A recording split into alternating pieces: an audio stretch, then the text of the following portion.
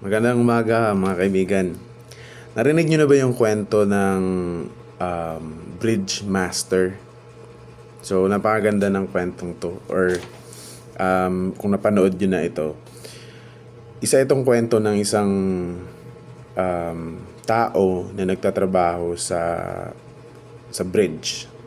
So, yung bridge na ito ay bumababa at saka tumataas. So, siya yung isa sa mga nagkokontrol ng bridge na ito para makadaan yung mga barko at saka makadaan yung tren.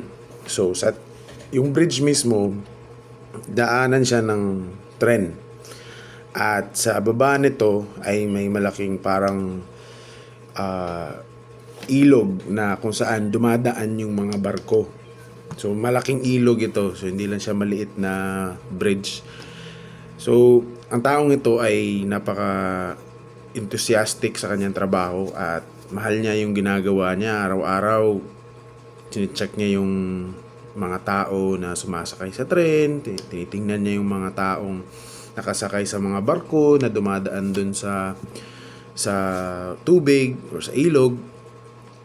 At talagang ini-enjoy niya yung araw-araw niya na trabaho. At paminsan-minsan, dinadala niya rin yung kanyang anak. So, yung lalaking ito, meron siyang anak, maliit na anak na around 8 to 10 years old or mas bata pa. So, malaki na, nakakalakad na.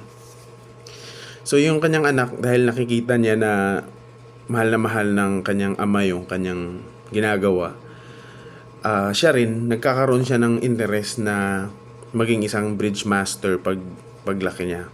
So, hindi madali yung trabaho ng bridge master kasi kailangan hindi sila nakakatulog pag oras ng trabaho kasi maya-maya may dumarating na tren, maya-maya may dumarating na barko. So, para maiwasan yung disgrasya, kailangan tama at saka sakto yung pag on off nila, kung kailan siya bababa, kung kailan siya tataas, at saka dapat coordinated yung pagdaan ng barko at saka pagdaan ng tren kasi hindi sila pwedeng sabay. So kailangan para siyang yung lighthouse or yung sa tower ng eroplano na kailangan coordinated lahat ng mga lumilipad at saka naglalanding ng mga eroplano. So, hindi siya madali. So, isang araw, napagpasyahan ng anak ng bridge master na sumama sa trabaho ng kanyang tatay. At dumaan sila sa tren, sumakay sila para makapunta doon sa pinagtatrabahuan ng kanyang tatay. So, kung saan makikita yung bridge, nasa kabilang dulo sila ng bridge. Tapos makikita nila kung saan nila makikita yung mga paparating na tren at saka may view din sila kung may paparating na barko. So dumaan sila doon at na-enjoy talaga nila yung tanawin na makita yung mga tao na dumadaan, sumasakay sa tren. Nandun yung mga taong masaya, mga estudyante na excited sa mga pag-aaral nila. Mayroon namang mga taong malulungkot na kung saan sumasakay sila ng tren kasi yung isa magtatrabaho na, maghihiwalay na sila. Alam niyo mga ganon, marami kang makikita na ganyan sa mga tren na eksena. Iba-iba, masaya, malungkot, exciting, may iba kalmado, may iba tense. So, sa araw na yun, mayroong hindi inaasahang pangyayari na mangyayari sa pagsama ng bata sa kanyang ama dun sa kanyang trabaho. So, habang ang ama ay busy dun sa pagbabataas ng pakipag-coordinate, pakipag-usap, itong anak naman ay nanonood lang sa ginagawa ng kanyang ama. Subalit, dahil siguro mahaba na, so bilang bata, Maboboard ka talaga na nandun ka lang sa apat na sulok ng isang opisina. So napagpasyahan ng bata na lumabas. So safety naman dun sa labas kasi merong mga parang garden or lugar na kung saan pwede kang tumambay, naglalaro. Subalit, itong bata, dahil sa sobrang bored niya na rin siguro, meron siyang nakitang mga hayop or parang kuneho na tumawid doon sa release ng tren. So pumunta siya doon sa release ng tren at tumawid siya doon sa kabila. So yung tatay, kumpante naman na maayos yung kanyang anak at dahil nga busy sa trabaho, hindi talaga pwedeng malingat. Bilang bridge master, kailangan yung full attention mo at saka yung bawat minuto, segundo ng oras mo na nasa shift ka ay kailangan tutok ka doon sa binabantayan mo at the same time, on call ka at hindi ka dapat mawala doon sa posisyon na kung saan ka tinatawagan ng mga control room kasi ang tumatawag sa kanya yung mga nasa barko at saka yung mga yung control dun sa tren. So alam ng ama na maayos yung kanyang anak na naglalaro. So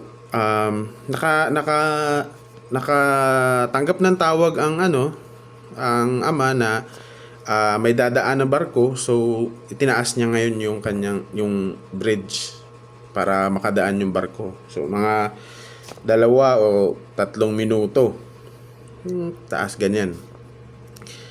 So malaki yung barko kasi siya, pang pasaherong barko siya, malaki.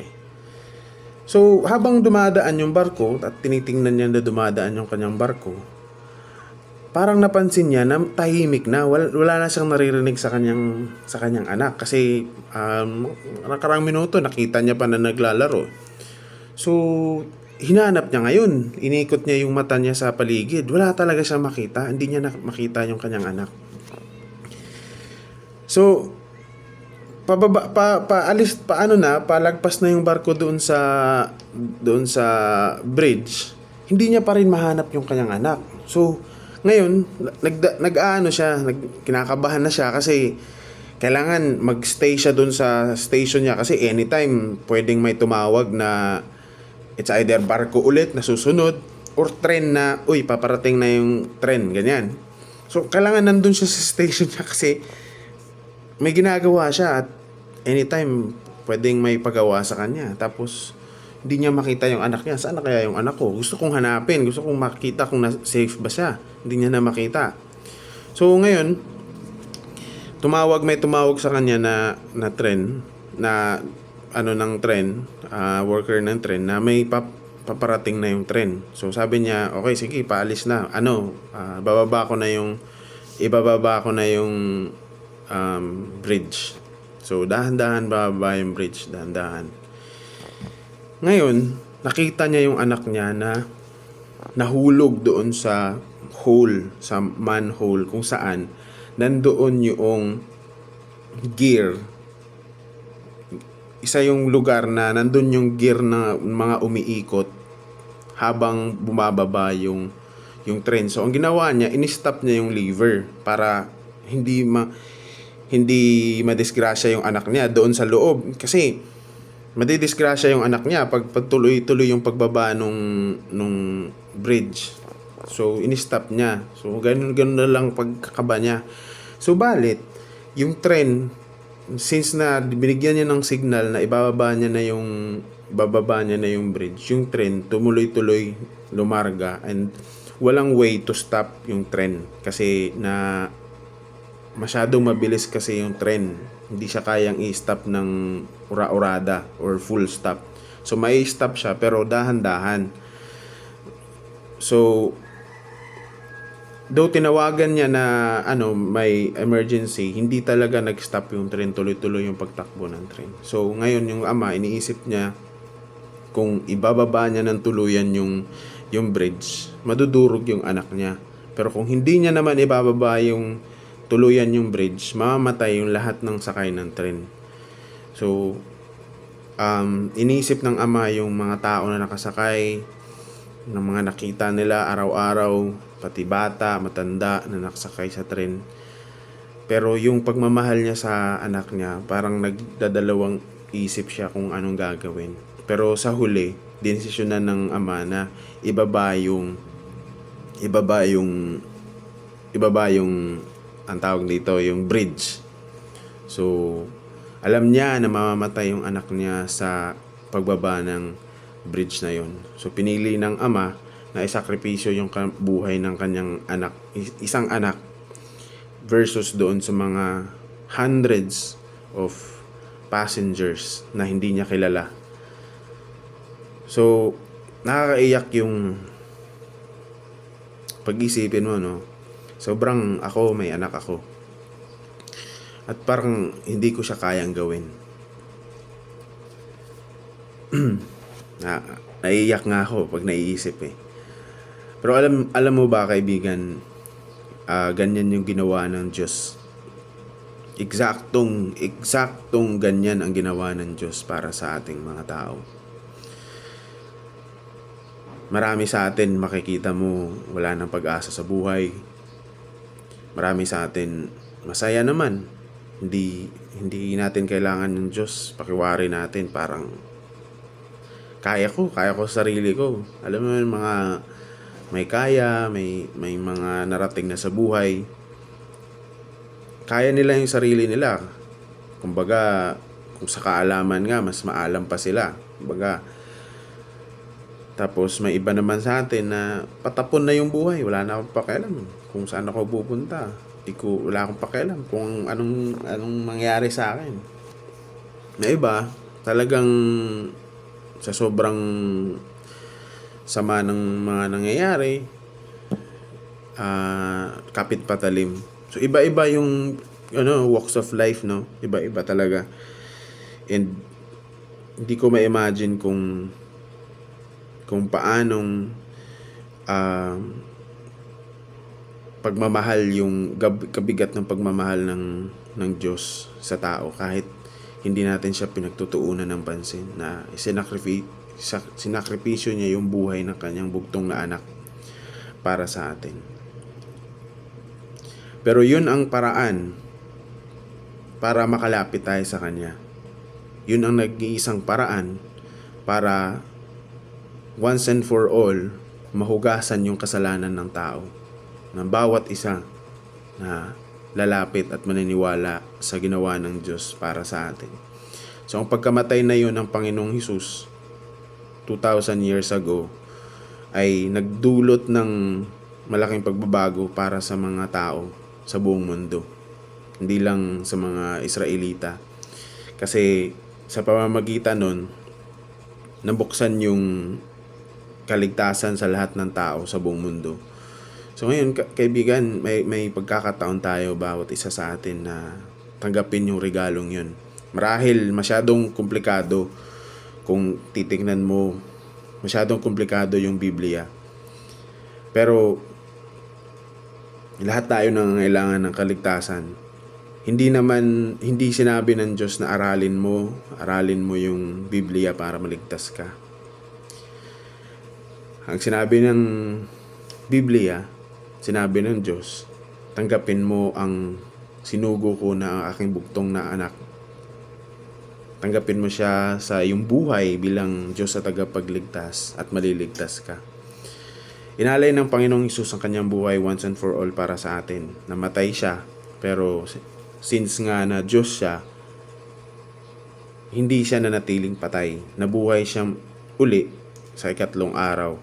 Ngayon kapatid, inanyayahan kita na tanggapin mo ang Panginoong Hesus bilang Diyos at tagapagligtas sa iyong buhay para magkaroon ng halaga sa buhay mo yung ginawa ng Panginoong Hesus. Kung tinatanggap mo siya, sabihin mo ang panalangin na, Panginoong Hesus, tinatanggap kita bilang Diyos at tagapagligtas ng aking buhay at nananampalataya ako sa aking puso na ikaw ay namatay at nabuhay uli para sa kapatawaran ng aking mga kasalanan. Simula sa araw na ito, ikaw na ang maghari sa aking buhay hanggang sa ako'y mamatay. Salamat sa pagkasulat ng aking pangalan dyan sa aklat ng buhay. Pinupuri kita in Jesus' name. So, yan kapatid, kung gusto mo ng parang scripture, basahin mo sa Romans 10:9. Romans chapter 9. Romans chapter 9 verse 9 to 10. So nakasulat diyan na kung bibigkasin mo sa inyong mga labi na si Jesus ay tagapagligtas, Diyos at tagapagligtas, maliligtas ka. At kung mananampalataya ka sa iyong puso na siya ay namatay at nabuhay muli, magkakaroon ka ng maja-justify ka. Justification means pagka-absuelto mo sa kasalanan mo.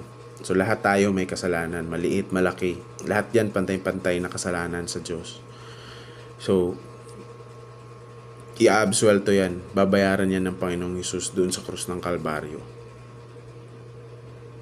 So sana ay may naibahagi ako sa inyo na mahalagang balita. At sa muli nating pagkikita. God bless you.